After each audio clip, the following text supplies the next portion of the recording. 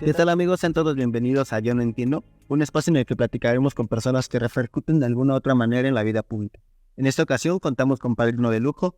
Él es filántropo, escritor, empresario, que recientemente ha participado en la política como candidato a alcalde por la Gustavo Madero aquí en la Ciudad de México. El Toshimi Gira. ¿Cómo estás, Toshimi? Hola, ¿cómo estás? Encantado de tenerte aquí con nosotros en este primer programa. Eres nuestro padrino el día de hoy. Caray, es un honor, un lujo, ¿no? Toshimi, padre japonés, madre mexicana. ¿Cómo es esto de juntar dos culturas completamente distintas? Por un lado, lo estricto de la cultura japonesa con lo que es la cultura mexicana un poquito más abierta, por así decirlo. ¿Cómo es conjuntar esto del hecho familiar? Es decir, tanto el lenguaje, las culturas, ¿cómo se da esto?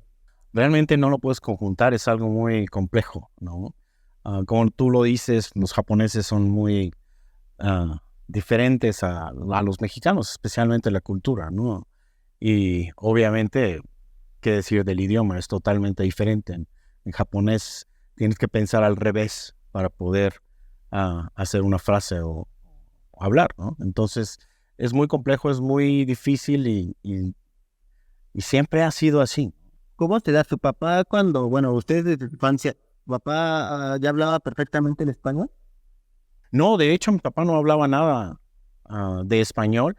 Estaba estudiando en la Universidad de Lenguas Extranjeras en Kioto. Mi papá estaba estudiando allá algo de la parte mexicana, la historia, la cultura, las costumbres y obviamente un poco de español, pero como ves, siempre ha sido muy difícil para los asiáticos el poder eh, aprender lenguas latinas, ¿no? Pero a ustedes, los hijos, es decir, el idioma que se hablaba obviamente en la casa era el español.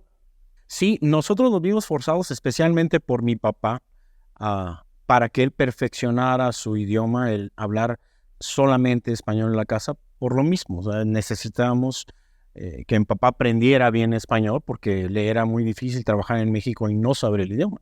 ¿Les hablaba en japonés en alguna ocasión? Cuando estaba enojado, claro, ya sabes que todos sacamos nuestras palabras cuando estamos enojados y son las más representativas que nos acordamos, ¿no? Cuando estábamos niños. ¿Y eso influyó en ustedes? ¿En que tuvieran un acento marcado o que en español estuviera completamente nativos? ¿Cómo es eso? De hecho, yo creo que yo he viajado por muchas partes en el mundo y me dicen que yo no tengo ningún acento en español, por ejemplo, ¿no? Yo pienso que de esa misma manera el japonés no tenemos acento, ¿no? Eh, Obviamente también el aprender otros idiomas y eso te hace destacar y no acentuar el idioma solamente con un acento. ¿Cómo fue esa parte de su infancia? Digo, fuiste a la escuela como todo niño, pero los rasgos que tenías orientales, para ser específico en los ojos, influían para que la gente dijera, él es chino, él es japonés, él es oriental. Bueno, en ese tiempo no había japoneses muchos en México, ¿no? Entonces la gente conocía a los chinos y la parte de la ignorancia de la misma gente hacía que pues, los mismos niños te vieran asiático y te dijeran chino, ¿no? Entonces ah, toda mi infancia fui el chino y todavía sigo siendo chino. Ahora últimamente también ahí me pusieron los memes, ¿no? Y el chino. Entonces un estereotipo principalmente mexicano, ¿no? Que tenemos aquí, el chino cochino, eh, que nunca me he podido quitar y obviamente de niño, pues fue, imagínate, ¿no? Todos pensaban que sabía Kung Fu, ¿no? Karate, tal. sí, entonces sí, las madrinas que me ponían, entonces era muy difícil y me acuerdo con coraje, claro, pero también no, con cierta alegría porque al final me hizo tener el carácter que tengo ahora, ¿no? ¿Verdad? Que tocas eso de las artes marciales, a lo mejor en México lo vemos así como en las películas, pero sí es parte de la cultura japonesa, ¿no? El practicar el karate como un deporte. Sí, por ¿Verdad? supuesto, por supuesto, ¿Tu papá se enseñaba karate? es parte de sí. Y aquí en México fui con un maestro, no sé si todavía viva, se llamaba Maeda, estuve yo con él en la alberca olímpica, en el gimnasio olímpico Juan de la Barrera. ¿Cómo influye toda esta parte del acoso, por no llamarlo bullying en ese entonces, para tu formación? Te da carácter. Lo que no te mata te hace más fuerte, ¿no? Dicen aquí en México. Y yo creo que eso es exactamente lo que me dio mucha fuerza espiritual, obviamente, me hizo el ver que sí soy diferente y me da un orgullo tremendo ser diferente. El no ser común ahorita es un lujo, ¿no? Y es un lujo que creo que lo valgo, creo que ya hice un comercial. En esos tiempos, realmente psicológicamente te daña mucho, ¿no? Te daña mucho porque tú quieres ser parte de, pertenecer a un círculo social, a ¿Te un sientes de grupo de tu amigos. propio país? Sí, claro, me siento extranjero en mi propio país a una hora, y yo creo que más ahora.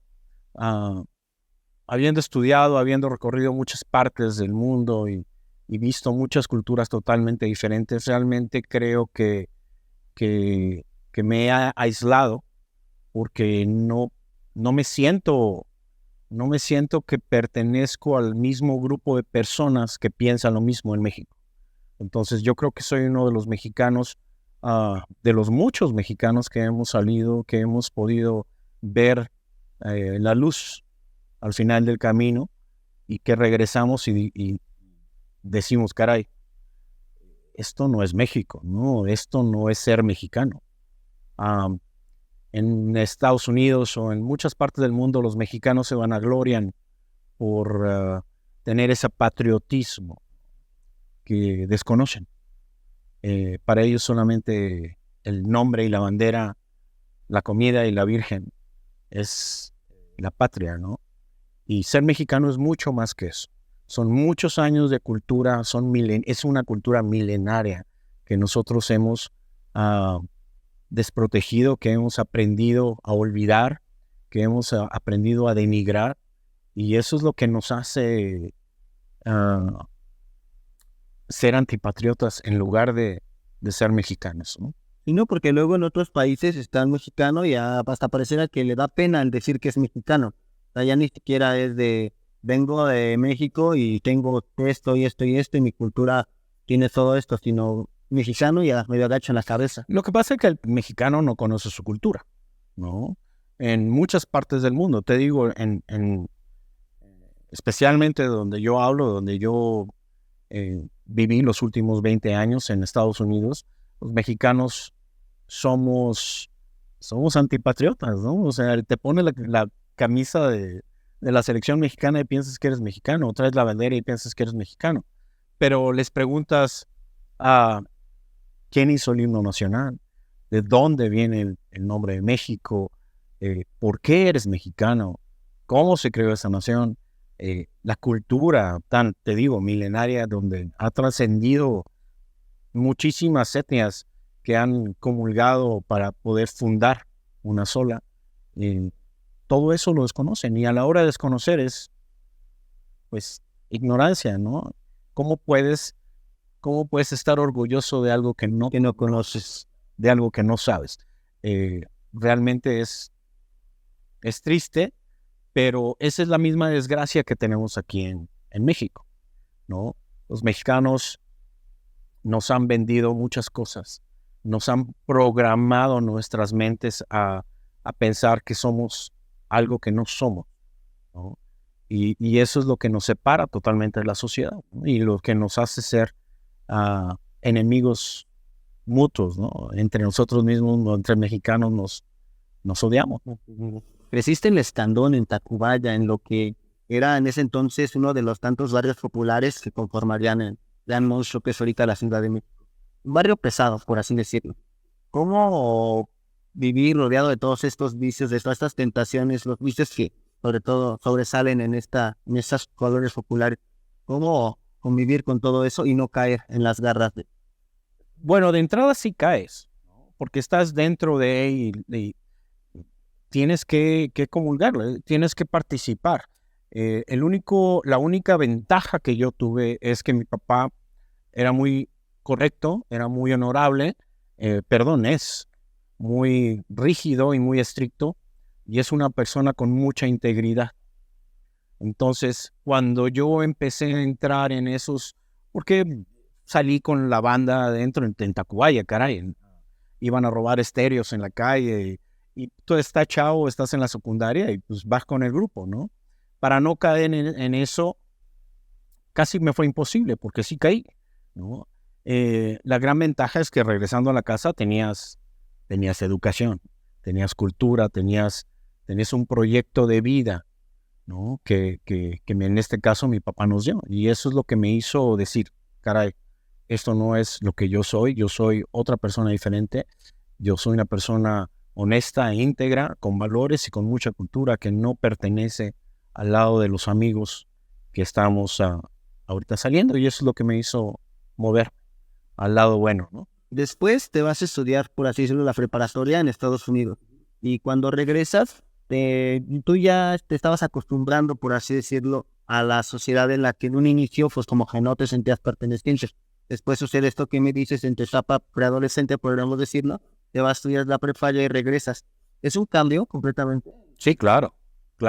Tú estás acostumbrado aquí en México a que no hay gobierno. Y no estoy hablando político, sino no hay una dirección, no hay una ley. En México no se respetan las leyes, existen, pero todo se puede brincar, ¿no? Pero en Estados Unidos no. En Estados Unidos tienes que hacer las cosas como debe de ser. Es por eso que dicen en Estados Unidos, los mexicanos son muy trabajadores. Sí, en Estados Unidos. En Estados Unidos. Bueno, allá tienes que trabajar por hora y tienes que ser productivo, ¿no? Y es muy diferente. Es muy diferente a si no trabajas, ¿sí? Haz clock out y te vas, ¿no? Y aquí, pues si no trabajas, mañana ya trabajarás, ¿no? Entonces, es muy diferente. Se oye feo. Yo he estado en las dos partes, he vivido en las dos partes, he convivido en estas dos partes. Ahora que estoy en el gobierno lo noté mucho, ¿no? Había mucha gente que trabajaba dentro del gobierno, pero de una u otra manera tienen muchos privilegios por los sindicatos o cualquier cosa, y pues es diferente, la productividad es diferente, y es por falta de una cultura, de una disciplina, de una ley, que no que te obliguen, sino que te dé orden. Y eso es lo que nos saltamos todos los mexicanos aquí en México. En otros países, los mexicanos hacen lo que deben de ser. Una vez que regresas de Estados Unidos y te vuelves a establecer, por así decirlo, otra vez aquí en México, comienzas a trabajar, a pesar de que tu familia ya estaba establecida, a ti te toca igual empezar a rascarte con tu propia uñas, por así decirlo. Empiezas a trabajar con de lavacoches, estaba leyendo acerca de tu historia, en la Japan Food Corporation, y de ahí vas escalonando y logras a una cúspide dentro de lo que era ya tu vida en México. Te casas, la violencia te obliga a irte a Estados Unidos, y es esta misma la que te impulsa a regresar otra vez para tratar de amortiguarla, de hacer algo. Sí, de hecho, cuando me invitan a México, yo ya tenía mi vida hecha en Estados Unidos. Yo realmente no necesitaba absolutamente nada. De hecho, yo estaba a punto ya de jubilarme automáticamente por mí, ¿no? Yo quería autojubilarme para poder disfrutar el resto de mi vida bien, ¿no? Ya había alcanzado mi meta económica, mi meta cultural, educativa, y lo que me necesitaba era alcanzar mi meta familiar. Entonces, yo estaba en esas épocas de pensar ya dejar todo y dedicarme totalmente a hacer una familia correctamente. Pero en el momento que me invitan a la Ciudad de México para poder pertenecer y participar a un cambio, y es un cambio que se dio rotundamente dentro del país, ¿no? Me llamó mucho la atención, principalmente porque por eso me fui, porque México estaba podrido, y dije, bueno, voy a tener la posibilidad de ayudar. Y bueno, eso es lo que me trajo aquí. Muy contrariamente a lo que pensaba, pues solamente fue una ilusión. ¿Las cosas siguen igual? No siguen igual, siguen peor. Peor. Siguen peor. Mi padre decía, para que México cambie, y eso me decía hace 20 años, para que México cambie, necesitamos 10 generaciones. Yo pienso que vamos a necesitar un poco más. Está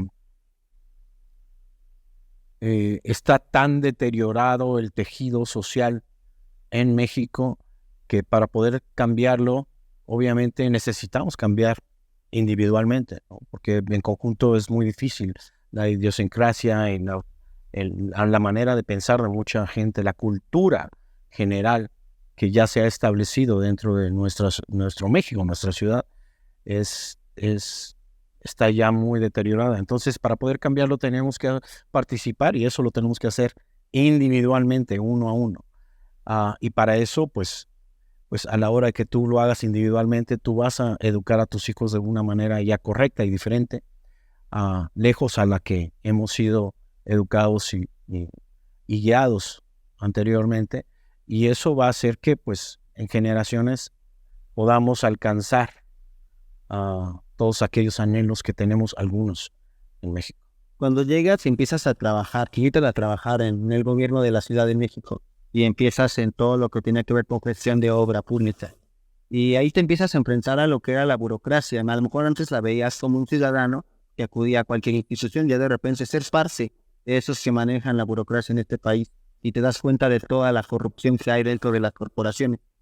¿Cómo enfrentar eso y no caer, así como hablamos ese rato, de no caer en las garras de la delincuencia al crecer en una sociedad así? ¿Cómo combatir contra esto ahora ya en este ámbito?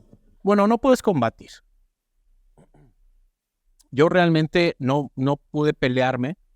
Lo único que hice es alejarme. No vi posible el poder integrarme, ¿sí? Por la falta de visión, ¿no? La corrupción no es más que una forma desmedida de alcanzar objetivos financieros individuales sin pensar en los demás. Y eso es algo que yo no podía haber cambiado, porque esto es una disciplina que han tenido durante muchísimos años en México. Entonces, y llego y las personas que están ahí, pues no tienen los valores que se necesitan o necesarios para poder hacer ese cambio, aunque de palabra tal vez lo hayan dicho en campañas o algo así, ¿no? No tienen esos valores, pero también no tienen la visión. Sin valores y sin visión no tienes ningún resultado. Entonces, realmente es muy difícil. Por eso no estoy ahí. ¿Tu familia estuvo de acuerdo cuando decidiste venir a México? El dejar lo que tienes allá y decir, bueno, papá se va a ir para allá, el esposo se va a ir para allá a trabajar. ¿Estuvieron de acuerdo con eso? No, totalmente. Totalmente. Ellos pues saben qué es México, ¿no? Y obviamente les dio mucho miedo, pero también hablé con ellos y les dije sobre esto. O sea, mi ambición es realmente el poder construir y no nada más ya para mí. O sea, yo para mí, como te digo, yo ya alcancé la mayoría de mis metas. Pero lo que quiero es dejar un México mejor para mi hija, para mis sobrinas y para todos los hijos de ustedes, ¿no? Que están aquí. Entonces, esa fue la parte y el granito de arena que más que nada es filosófica, es la parte japonesa que traigo, el tratar de querer hacer las cosas bien para que todos tengan ese beneficio. Entonces, en esa parte creo que en mi familia y yo pudimos concordar y es por eso que me vine yo primero. De hecho, no me iba yo a venir primero a radicar a México de regreso. Yo venía a ayudar 15 días para el cambio. Y regresar. Y regresarme, claro. O sea, ¿quién quiere venir a México después de vivir bien? ¿No? Imposible, o sea, solamente un tonto. ¿No se puede vivir bien en México? No, por supuesto que no. Por supuesto que no. Lo que ustedes en México piensan que es vivir bien es tal vez económicamente. Puedes alcanzar el éxito económico, pero ¿vives bien? No lo creo. No tienes la garantía de salud, no tienes la garantía social de seguridad. ¿De qué te sirve el dinero si mañana sales y te roban y te matan? ¿De qué te sirve tener tanto dinero si tienes que ir a Houston para poder operarte? ¿De qué te sirven tantas cosas que puedes alcanzar? Entonces, ¿realmente puedes vivir bien? Puedes vivir caminando en la calle como lo haces en cualquier otro país. No, no se puede. Tienes que estarte cubriendo la espalda de uno o de otro, de tus mismos amigos, de tu misma familia. ¿Eso es vivir bien? Ahora que tocas este tema, quisiera que nos platicaras un poco cómo fue este proceso de hartarte de la violencia en México que te obligó justamente. Bueno, un día llegando a mi casa, fue una serie de eventos. Llegando a mi casa, se metieron, yo pensé que me iban a secuestrar. Yo acabo de comprar un auto del año muy bonito, 2.0, muy bonito. Me gustan los carros. Y compré un automóvil y a la hora de entrar a mi casa, el garaje quedó abierto, entraron gente armada y me puso la pistola ahí. Afortunadamente, no sé, los vecinos a la hora de oír movimiento se asomaron, saludaron a los ladrones como si vinieran conmigo, ¿no? Entonces, yo pienso que eso fue lo que hizo que no me secuestraran. Entonces me bajé del carro, lo que ellos hicieron, agarrar el carro e irse. Y sobre esos eventos, mis negocios, yo tenía una distribuidora de equipo, material dental, médico, farmacéutico, y abrí algunos otros negocios, otra farmacia en Tlalnepantla, tenía en Revolución, y poco a poco me las fueron robando uno a uno, hasta que dije, no, ya no es, yo no soy de aquí. ¿Crees que eso fue por obra de alguien? Alguien culpa bien dedos, como decimos aquí. Yo creo que de una u otra manera los criminales te estudian, ¿no? Y ven la capacidad que tienes y ven por dónde. Y yo creo que de una u otra manera sabían, me buscaron, me conocieron y eso es lo que pasó. Y ya después de que sucedió eso, tú dijiste, me voy con lo que tengo en las bolsas, con lo que traigo puesto, me voy para Estados Unidos. Así ¿Por qué no te fuiste con tu familia? No, me fui solo. Fue duro porque el ir a Estados Unidos y sin nada, empezar de cero, me fui con $5 en la bolsa. Llegué a lavar platos. ¿Tu familia se quedó en México? Sí. ¿En tu casa, con sus familiares? No, mi esposa se quedó con su mamá. Yo me fui, llegué a Estados Unidos, llegué a un trailer. Mis primos son pobres en Estados Unidos, tienen una casa móvil y ahí me quedé en un cuartito de ellos. Y comencé a trabajar lavando platos, limpiando mesas y así fue mi vida, ¿no? Hasta que tuve la oportunidad de traerme a mi esposa a Estados Unidos. Y digo, tuve la oportunidad no porque le hayan dado papeles, porque tramitó la visa 2 o 3 veces y se la negaron. Entonces tuve que pues hacer una operación como todos lo hacen, ¿no? Y cruzar ilegalmente por el Río Bravo. Entonces, pues eso, ya estando allá, pues empecé de cero nuevamente y gracias a los valores que mi papá y mi madre me enseñaron, pues pude salir adelante y hacer una vida muy exitosa. No te voy a decir que soy muy famoso, pero mi nombre es conocido en el centro sur de Estados Unidos, por ser un empresario exitoso, ¿no?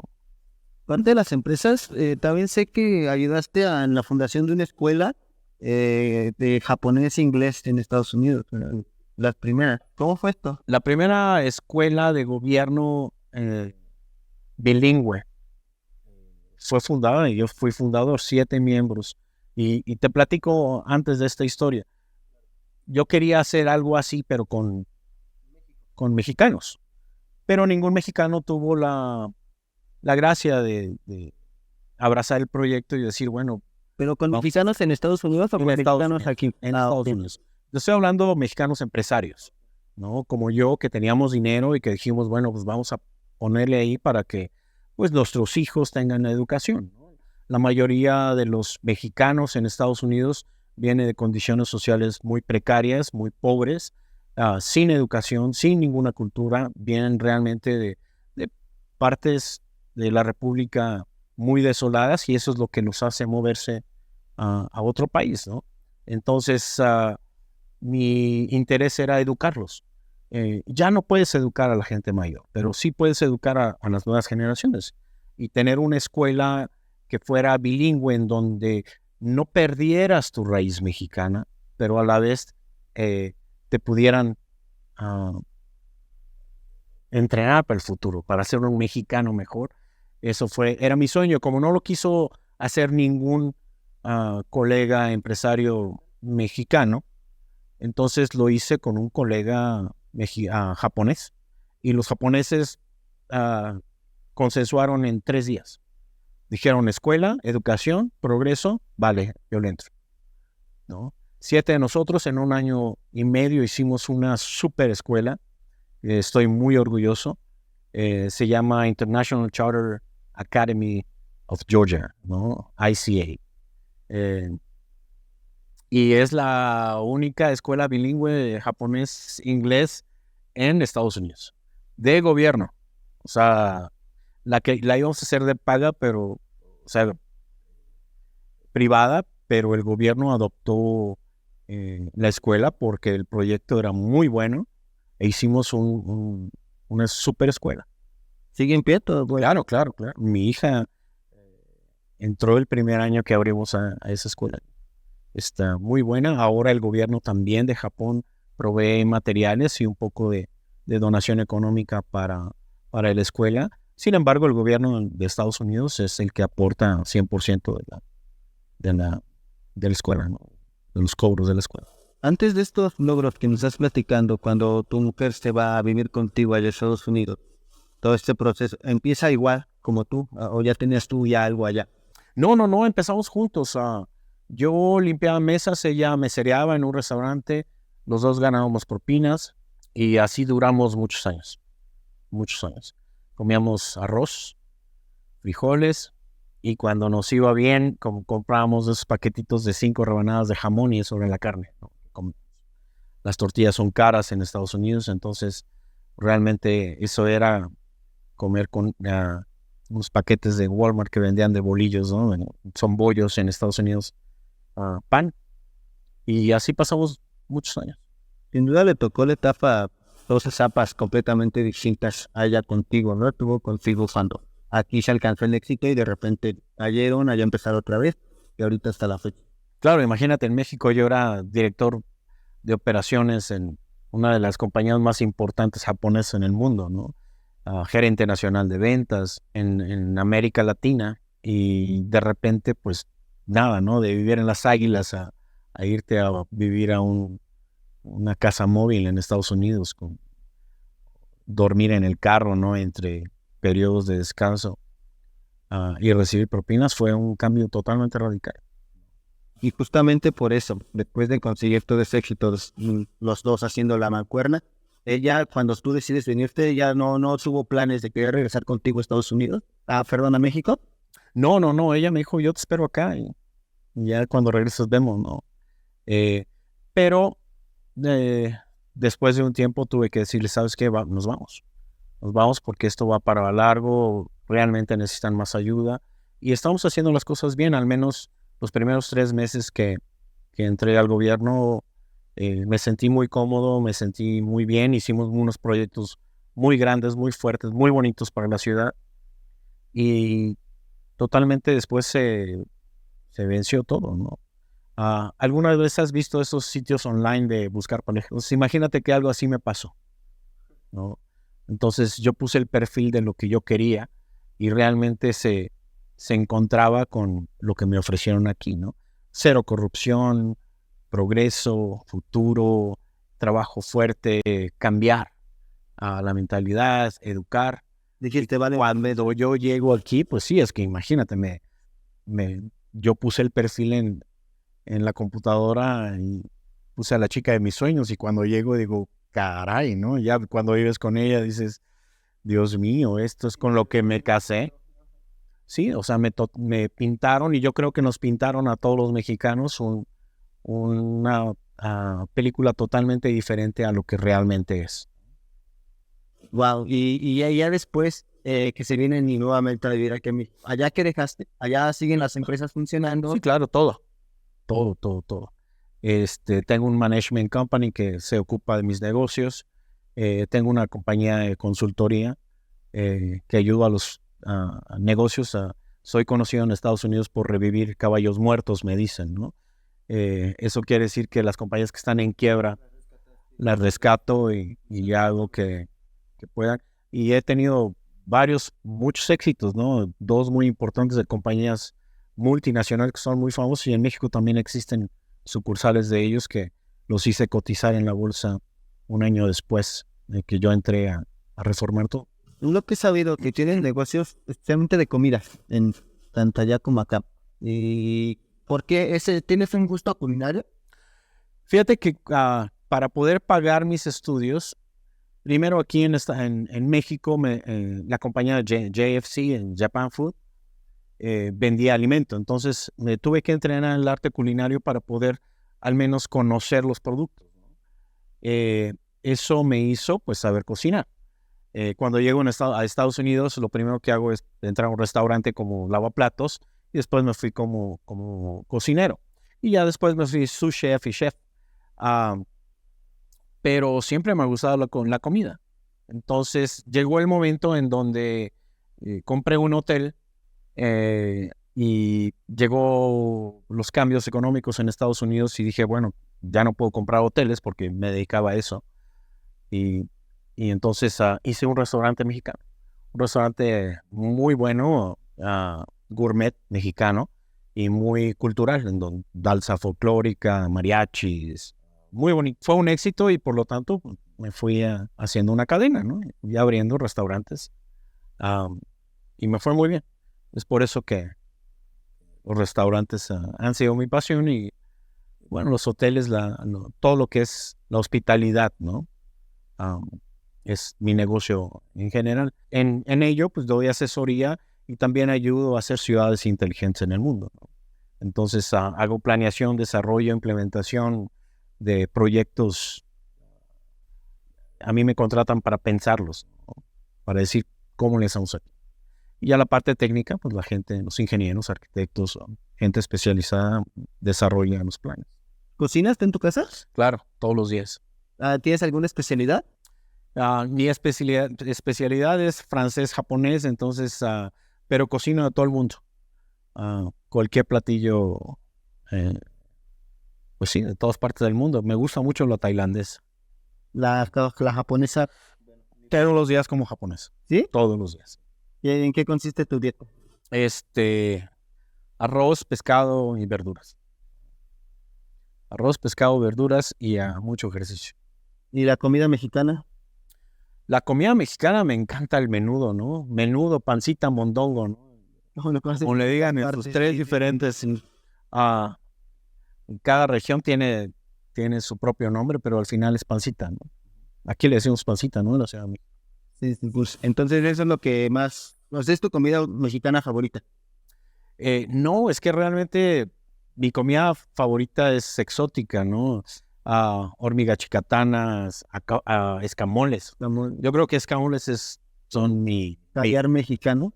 mi pasión realmente, sí puedo decir eso, son los escamoles. Eres como de ir al mercado de San Juan a probar todas las... No, yo voy allá con rumbo a Pachuca, y en la carretera compras tu cubetita de escamoles y por acá los haces, ¿no? Y esto de los negocios de la comida, ¿todavía tienes más planes de crear más cadenas? Quiero hacer un restaurante aquí en México, no me decido de qué, pero muy pronto, yo creo que el próximo año voy a hacer un restaurante y una tienda, un supermercado. ¿Pero igual temático? El restaurante sí, y el supermercado lo voy a hacer oriental, ¿no?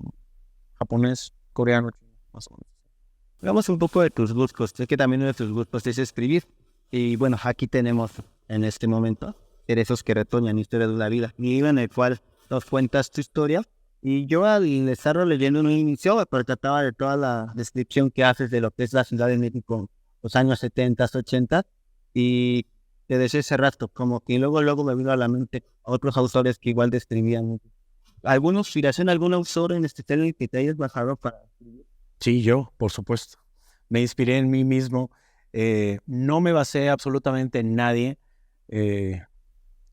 Si bien aquí en México hay muchos novelistas muy buenos, realmente quise tener mi propio estilo, ¿no? Y quise hacerlo como yo lo sentía y como yo lo quería expresar en el momento. Y yo creo que así salió. ¿Nadie te asesoró?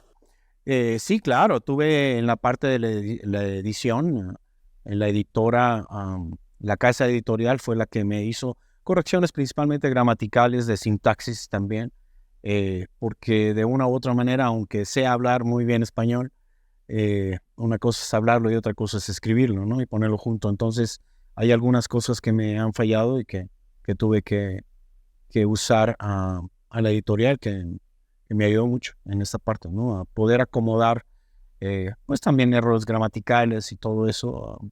Pues, imagínate escribir después de 20 años solamente en inglés, venir a escribir en español. De hecho, el libro lo hice en inglés desde hace 10 años y era basado en los mexicanos que viven en Estados Unidos. Le quité 5 capítulos que yo creo que en la segunda parte los voy a añadir y lo adapté a la parte de mi vida de estos últimos 2 años y medio, 3 años en México, en donde vuelvo a ver esta parte de la Ciudad de México que había yo perdido desde hace 20 años. ¿Está dramatizada o es tal cual tu historia? Tal cual como es, hasta las palabras como son, lo que me decía mi padre también, y las cosas como las pienso, exactamente así como las pensé, así mismo las plasmé. Una que otra grosería por ahí, Sí. vas a ver, pero así salió y lo quise hacer muy orgánico, que fuera natural, porque esa es la razón del libro, es para hacer ver a todos los demás, especialmente a la gente que lo lea, que no importa lo difícil que a veces son las cosas, siempre se puede cambiar y siempre puede florecer. De la misma manera que los cerezos retoñan. Depende de las condiciones del clima, de la tierra, del agua que le pones y los cuidados que tienes con cada cerezo. Y no todos retoñan en su mismo tiempo, ¿no? Entonces, la vida de nosotros es así. ¿Va dirigido a alguien en especial? No, va dirigido totalmente a todos aquellos que quieran ver una visión diferente, ¿no? Una manera diferente de un mexicano diferente y un mexicano que ha pasado por muchas etapas y quién más que alguien como yo, ¿no? Que viene de la nada, de ser diferente, pero aún así siendo mexicano. Y es que va a haber segunda parte. ¿Continuando donde se quedó esta o vamos a ver otros Sí. pasajes de Toshi igual en las mismas edades? Voy a complementar esa parte, o sea, sigo con donde termino en el libro, ahí sigo en el siguiente. Es un poco político, sigue siendo filosófico, cultural. El título ya lo tengo, es Cómo ganar las elecciones en 45 días y perderlas en 8 horas. Con base en tu experiencia en el proyecto. En base en mi experiencia, lo que viví políticamente dentro de la Ciudad de México, yo creo que es una anécdota muy diferente a alguien que no es político como yo.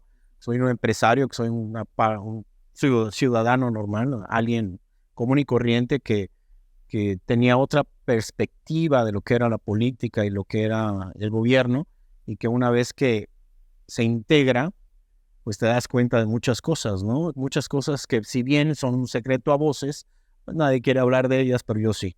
Pero que no te la cuenten, ¿no? Tú te adentraste al mundo, lo descubriste, ahorita estás Así es. viéndote y le quieres dar toda esta perspectiva a la gente. Sí, que la gente vea realmente lo que pasa adentro, ¿no? O sea, todo lo vemos en la televisión y como te digo, todos te programan, ¿no? Como ciudadano, ¿no? La televisión, la política, todo es una mercadotecnia y ellos hacen que tú pienses y creas cosas que ellos quieren que pienses y creas. ¿Va a haber nombre? Pero, claro, por supuesto.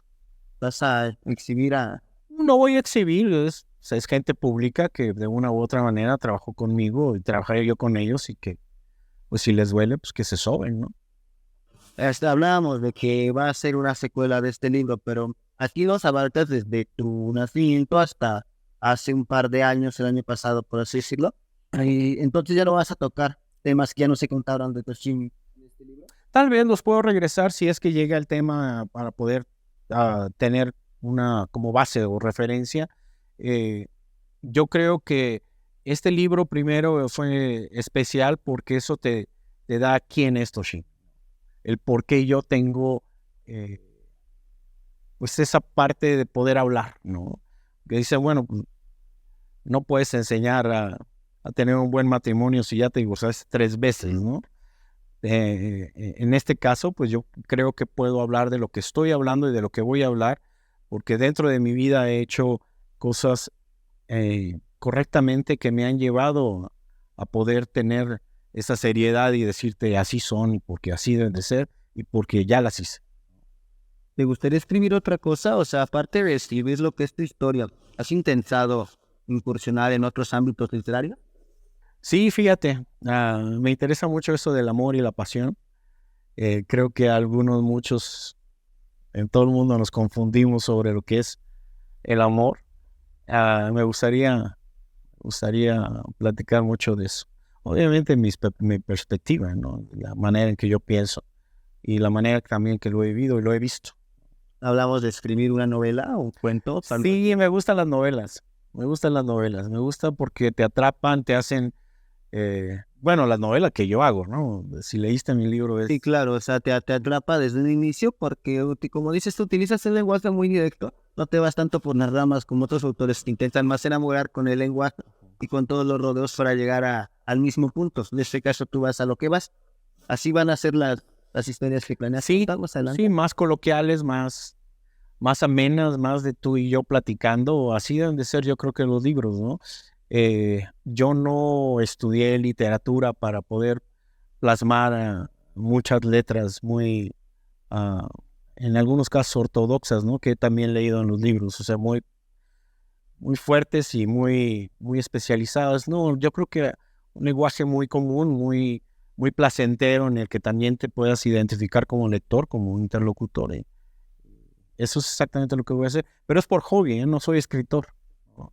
Me gusta, me gusta poder expresarle a la demás gente, y yo creo que no soy bueno en el TikTok, Ajá. ¿no? Entonces, pues sí, pues porque pudiera hacer el video y Mejor lo bueno. contárselos, ¿no? Pero yo pienso que un libro trasciende, es algo que pasa a la historia también y que deja una huella, ¿no? Y eso es lo que quiero lograr.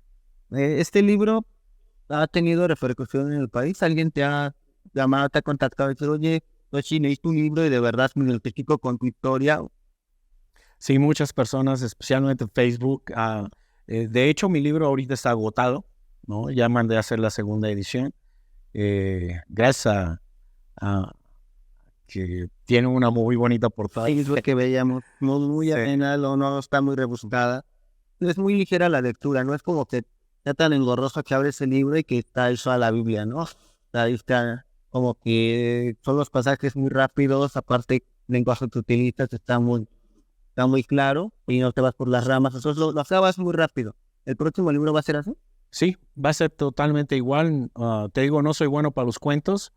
Las cosas son novelescas porque me gusta la manera de expresártelas y detallártelas como las estoy viendo, pero realmente son cosas reales, ¿no? Así que Es la vida real. capítulos que no entraron en este y en el siguiente, Probablemente. algunas cosas, no todas. Algunas cosas. Tal vez pronto ya voy a poner tal vez 5 páginas del primer capítulo del segundo libro para que las vayan viendo. Está muy padre, a mí me gustó, ¿no? Especialmente porque voy a decir muchas verdades que vi. Claro. Y bueno, en esto continuando con lo de la literatura, no planeas quedarte ahí. Tú sigues con tus negocios, en la política, ni hablamos. Oye, yo soy empresario de corazón desde que me acuerdo, ¿no? La política me gusta mucho, y yo pienso que si tengo la oportunidad de hacer buena política, una política ética en México, pues la voy a seguir, ¿no? Pero si no va a haber una ética dentro de la política, pues simplemente, ¿para qué? O sea, ¿para qué desgastarme con algo que ya está podrido y que la gente quiere, ¿no? Entonces, si la gente quiere más de lo mismo, no le puedo dar eso. Le puedo dar algo diferente. Vemos que estás participando actualmente con una asociación civil vinculada a la política, o sea, de vinculación liberal. ¿Cuál es tu papel ahí? Soy vicepresidente nacional ejecutivo de la Fuerza. La Fuerza de Vinculación Liberal es un grupo progresista de masones de toda la República Mexicana, en donde la mayoría de ellos son son gente muy culta, obviamente, pues, por ser masones, son muy cultos, son empresarios, es gente que está dedicada y que está preocupada por México y por salir adelante, ¿no? Y como un grupo civil, pues ha apoyado en diversos sectores políticos a mucha gente, independientemente del color, sino pues que sea el perfil correcto, el adecuado, que pueda hacer un bien para el progreso de México. Eso es lo que hace la fuerza de vinculación liberal y sí, es una fuerza que en su conjunto lo conforman masones. Ese es actualmente el año, el proceso pasado de las elecciones de 2021, vimos que te lanzaste como candidato a alcalde por la Gustavo Amadero. ¿Por qué la Gustavo Amadero? Gustavo Madero es la única alcaldía dentro de la Ciudad de México que ha sido secuestrada durante 20 años. Es decir, no ha tenido ningún cambio político.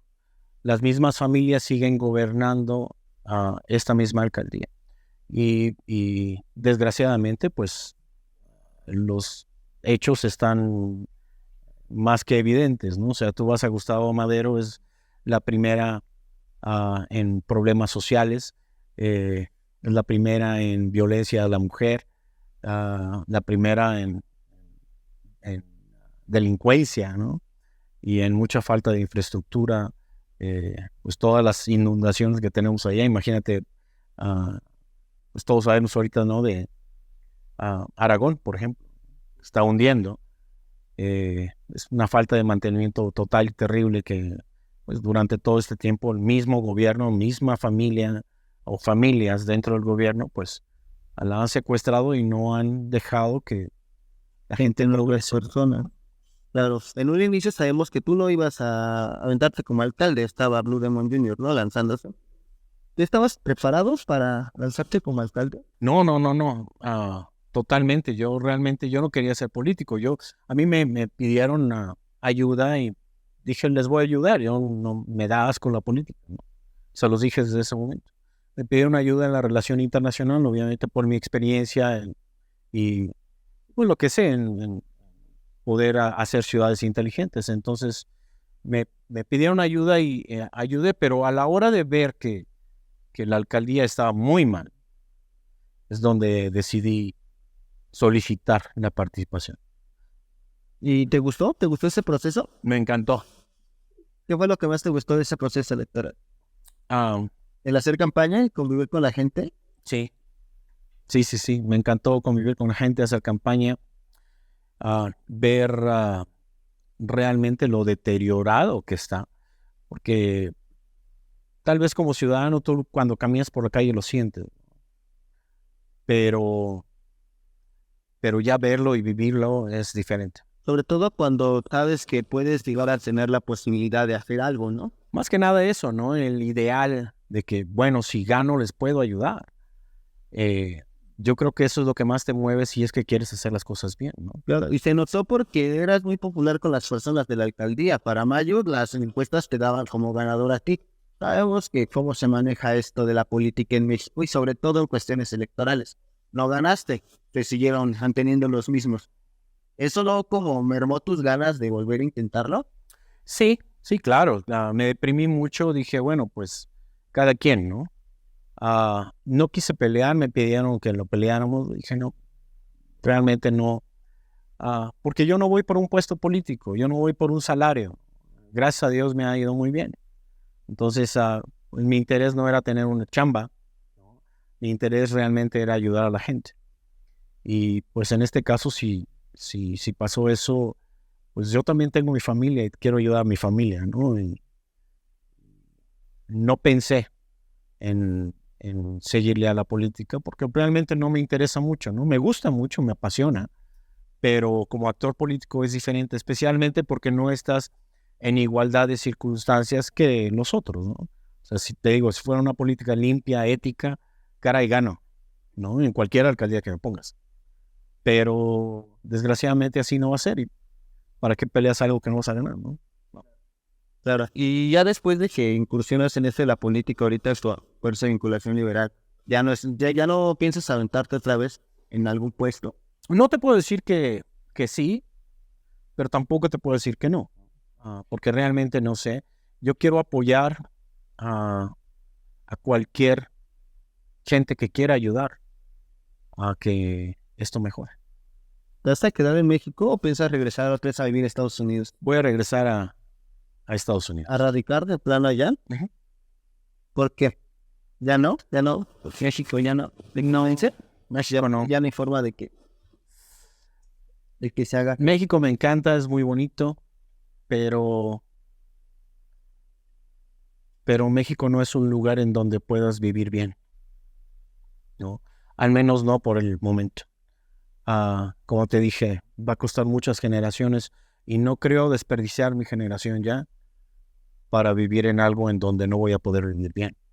Entonces voy a tratar de hacer todo lo posible por ayudar a que se viva bien, pero va a llegar un momento en donde yo decida ya vivir bien y que ya sea mi momento y me voy a tener que regresar a donde yo puedo.